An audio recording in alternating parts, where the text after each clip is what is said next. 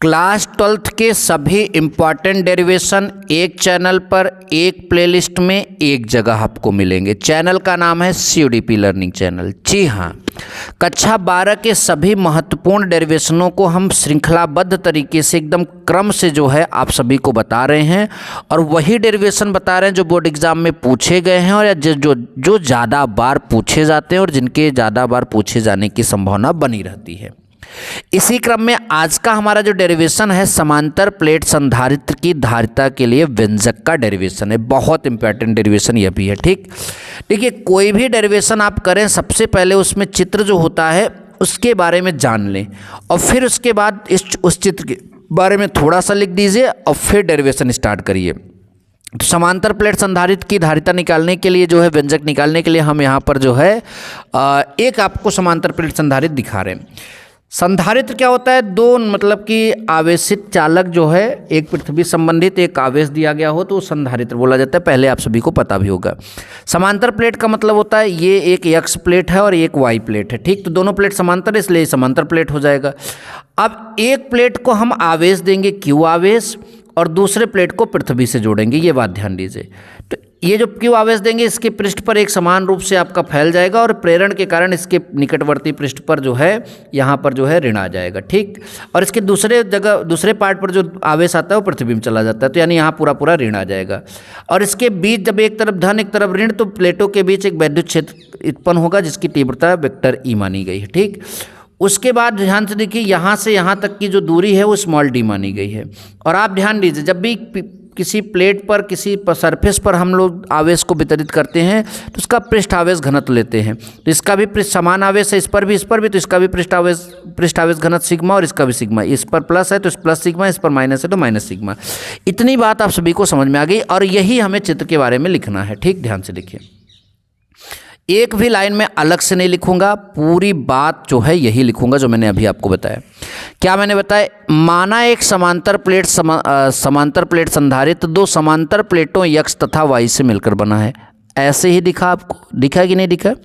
माना एक समांतर प्लेट संधारित्र दो समांतर प्लेटों x तथा y से मिलकर बना है। ठीक, जिनका अनुप्रस्थ क्षेत्रफल कैपिटल ए, यानी उनकी जो अनुप्रस्थ का क्षेत्रफल है वो कितना है? कैपिटल ए, तथा उनके बीच की दूरी स्मॉल d। दिखाया कि नहीं दिखाया? प्लेटों के बीच के माध्यम का परावर्तांक कैपिटल के, यानी उसके बीच में अगर कोई माध्यम होगा तो उसका परावर्तांक कैपिटल के है। प्लेट x को प्लस Q आवेश दिया गया है। दिखाया कि नहीं दिखाया? तथा प्लेट y को पृथ्वी से संबंधित कर दिया गया है। दिखाया कि नहीं दिखाया?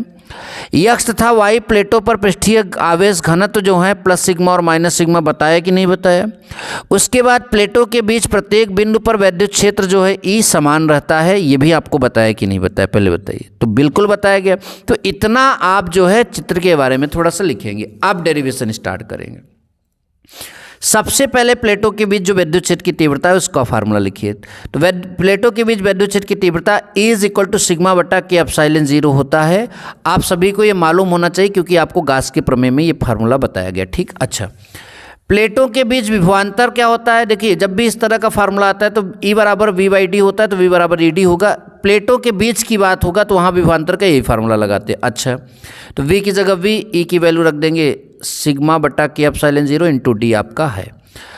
चूंकि सिग्मा बराबर Q बटा A यानी पृष्ठीय आवेश घनत्व बराबर आवेश बटा क्षेत्रफल, तो अगर सिग्मा का ये वैल्यू है तो V बराबर सिग्मा की जगह हम ये लिखेंगे भी, Q रख दिया ऊपर और D पहले से था, K एप्सिलॉन 0 पहले से था, नीचे ये आ गया। तो V बराबर फाइनली हमारा ये मिला। फिर से एक बार हम देखते हैं, जो प्लेटों के बीच का वैद्युत क्षेत्र की तीव्रता है वो E बराबर सिग्मा बटा K एप्सिलॉन 0 होगा क्योंकि होता ही होता है।